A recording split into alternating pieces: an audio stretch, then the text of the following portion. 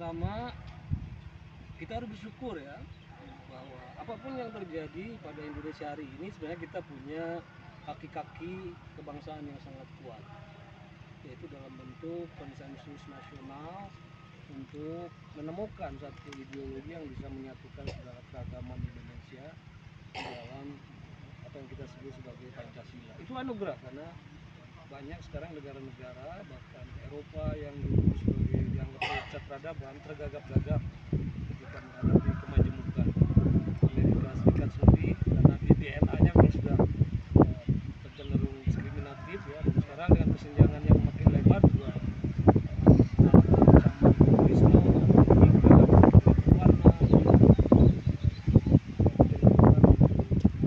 kesulitan dalam menghadapi kemajemukan terjadi. Paling tidak Indonesia sudah menemukan satu konsensus ya, di mana keragaman itu menemukan pijakannya di dalam nilai-nilai Pancasila, yang notabene nilai Pancasila itu tadi satu hasil penyerapan dari berbagai ajaran-ajaran universal agama-agama, kearifan dan lain-lain. Jadi Pancasila itu semacam hasil overlapping konsensus ya, konsensus tumpang tindih dari berbagai ideologi, berbagai agama, kearifan dan lain-lain, sehingga membentuk satu konsepsi ideologi inklusif yang bisa menaungi segala kemajemukan Indonesia.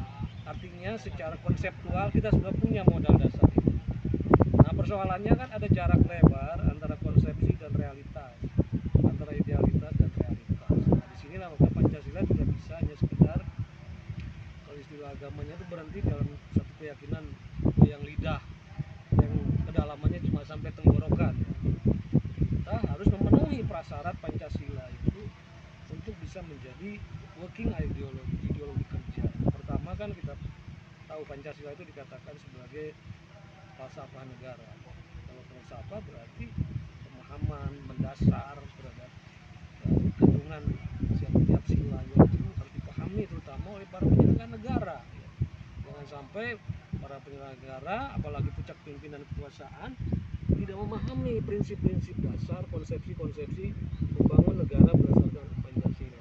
Makanya dalam ini saya ingatkan ya, itu ada presiden Amerika namanya Harry Truman, dia bilang yang tersulit memimpin negara itu bukan mengerjakan apa yang benar, tapi mengetahui dulu apa yang benar. Kalau udah mengetahui, mengerjakan tuh lebih mudah. Tapi kalau cuma saya mengerjakan tanpa memahami apakah itu selaras gak dengan cita dasar, cita Pancasila, itu bisa kita ini seolah-olah mengerjakan banyak hal tapi sebenarnya menyimpang dari dasar negara. Makanya jadi prasyarat ya, di dalam penjelasan konstitusi pun dikatakan bahwa para penyelenggara negara ini harus sungguh-sungguh ya menjunjung tinggi cita-cita kemanusiaan dan cita-cita moral Pancasila yang luhur. Jadi sebelum menatar rakyat, penyelenggara negara sendiri yang harus betul-betul memahami, menginsafi dan menjalankan Pancasila itu yang pertama. Kedua, bagi warga negara tentu ini kan prosedur keselamatan. Seperti kalau kita mau naik pesawat ya, dimulai dari pembacaan prosedur keselamatan, kencangkan ikat pinggang gitu kan, tegakkan bangku. Nanti kalau transit mau naik mulai lagi ya. Kenapa? Itu supaya pertama selalu ada penumpang-penumpang baru, selalu ada warga-warga baru yang harus dikasih pengertian bahwa bangsa ini bukan proyek sekali jadi ya, tapi harus terus-menerus dikembangkan. Kita harus ngasih investasi terus ya. Kedua, kalaupun mereka yang sudah pernah mendapatkan pembelajaran, penataran, itu juga harus refleks ya, memahaminya lebih mendalam. Nah, itu. Dan berikutnya adalah tadi terus konsisten ya. Pancasila itu harus jadi bentuk dalam tata nilai itu lewat pendidikan harus diperdalam. Tata kelola negara juga harus disesuaikan dengan Pancasila. Karena sekarang ini banyak tata kelola negara, lembaga perwakilan, produk perundang-undangan, bahkan konstitusi tidak lagi taat azas terhadap nilai-nilai Pancasila. Dan yang terakhir yang paling penting juga tata sejahtera, yaitu bahwa ujungnya yang paling konkret itu kan kesejahteraan. Jadi Pancasila itu ibarat gerak sholat kan? Mulai takbiratul ihram, menyeru yang ilahi yang abstrak, ya ini dengan uluk salam kan, kanan ke kiri, itu keadilan sosial.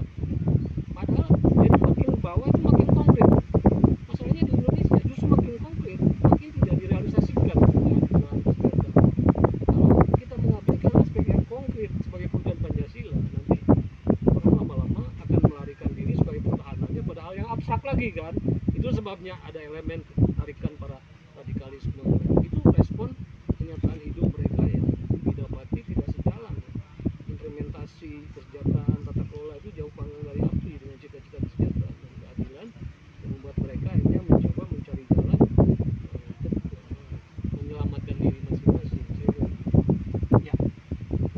Indonesia untuk 1000 tahun ke depan itu akan diamankan oleh Pancasila karena Pancasila sakti.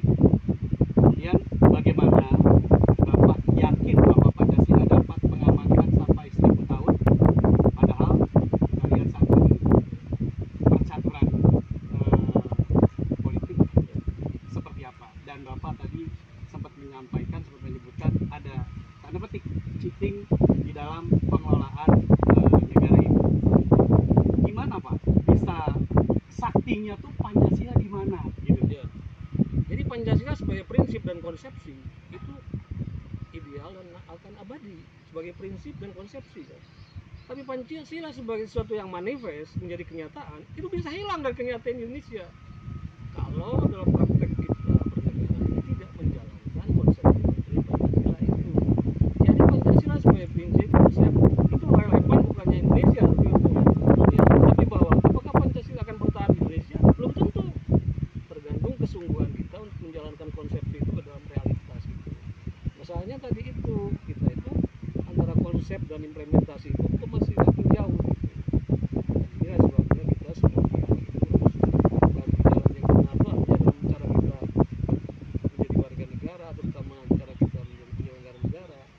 Harus pastikan bahwa seluruh kebijakan itu harus bijak sebagai wujud implementasi dari Pancasila.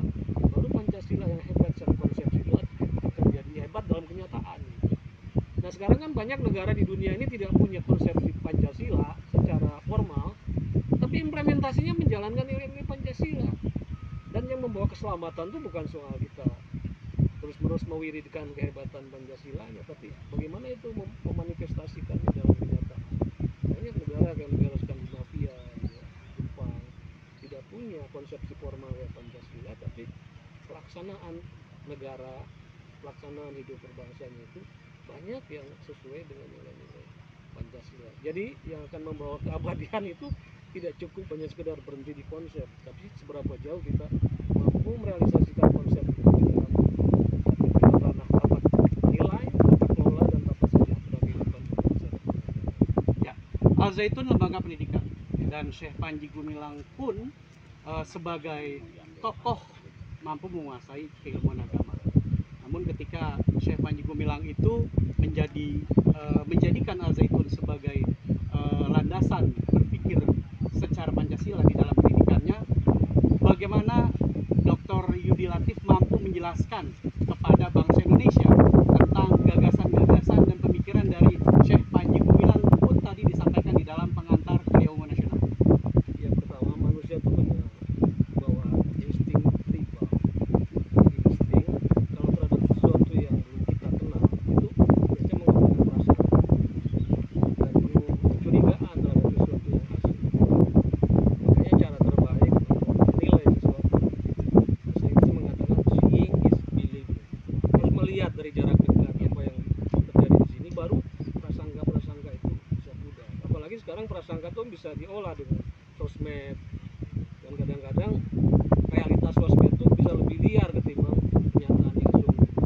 Tapi kalau kita melihat langsung dari jarak dekat, kita lihat misalnya tadi saya sangat terkesan ya memulai acara ini dengan lagu Indonesia Rayanya pun versi 3 stanza. Jadi saya lihat barangkali kecurigaan-kecurigaan itu bisa ditepis kalau orang melihat bagaimana pidato beliau sendiri, bagaimana itu diimplementasikan nilai bangsa itu dalam kehidupan di pondok ini. Itu akan membuat kita bisa lebih wise ya, tidak cepat hanya menilai atas dasar judgement dari jarak jauh yang kita tidak mengenal. Jangan lupa katanya orang itu cenderung menyalahkan sesuatu yang tidak diketahui. Anasu ada jahilu. Orang itu cenderung menyalahkan sesuatu yang tidak bisa diketahuinya. Semakin gelap, semakin tidak tahu, kita akan semakin curiga dan menyalahkan sesuatu yang tidak kita ketahui. Jadi pesan moralnya jangan terlalu cepat-cepat melakukan judgement, barangkali lebih baik kita bisa lebih menilainya dengan jarak lebih dekat dan bisa lebih proporsional dalam pendidikan itu dalam kenyataan kita. Dan jangan lupa setiap institusi, setiap orang itu berproses dalam waktu. Kita juga tidak bisa menilai masa lalu sebagai ukuran apa yang akan terjadi bagi orang atau lembaga itu di masa yang akan datang. Semua berproses dalam waktu. Saya kira itu. Terima kasih. Ya, satu lagi. dokter. Seeing is believing. Ya. Artinya sekarang dokter sudah ada di sini dan ada lagu dari Rhoma Irama ya, pandangan pertama, kesan pertama.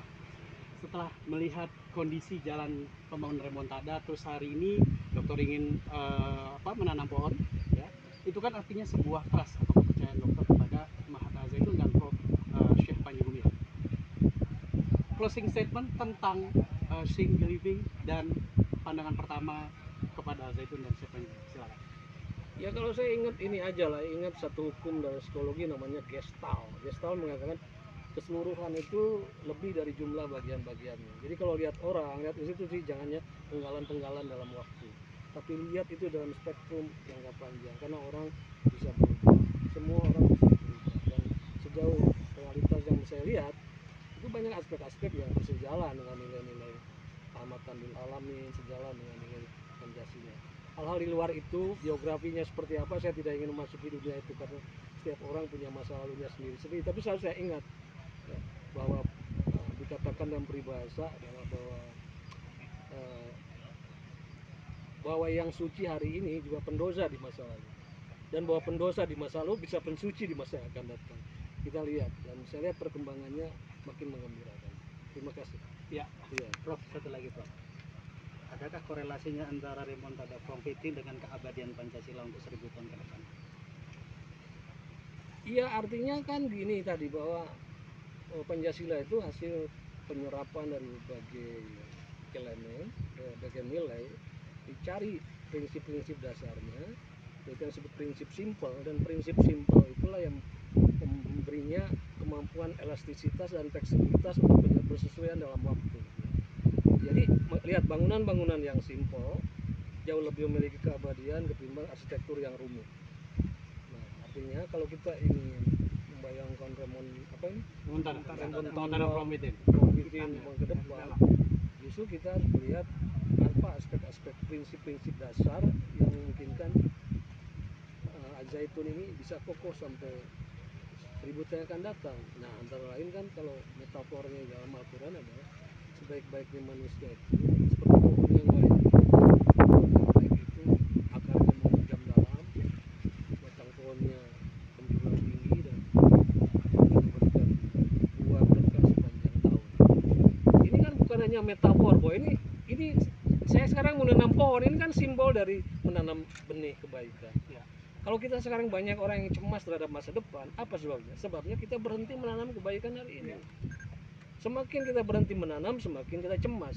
Nah, tapi kalau setiap orang tidak usah terlalu banyak omong, tapi melakukan, menanam kebaikan, itu pelan-pelan kecerdasan berakhir dan kita punya harapan akan buahnya di masa yang akan datang. Jadi kalau kita terus menanam kebaikan, apapun kata orang, itu nanti sejarah akan melihat, akan membuktikan sendiri bahwa sesuatu hal yang ditanam baik pasti akan berbuah kebaikan. Siapa yang menambah angin, dia akan menuai badai kan.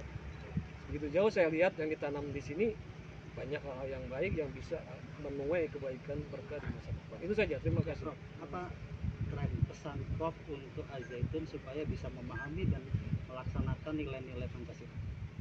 Ya kuncinya 3 aja ya. Tadi pertama, iman dan ilmu itu harus satu tarikan nafas.